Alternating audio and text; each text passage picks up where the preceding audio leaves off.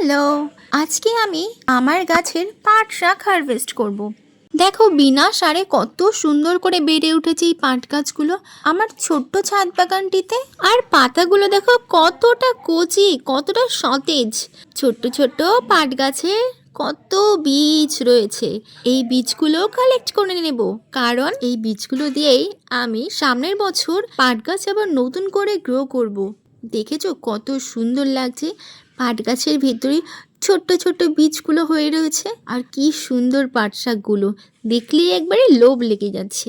তোমাদের কার কার বাড়িতে পাট শাকের চাষ করেছো তোমরা?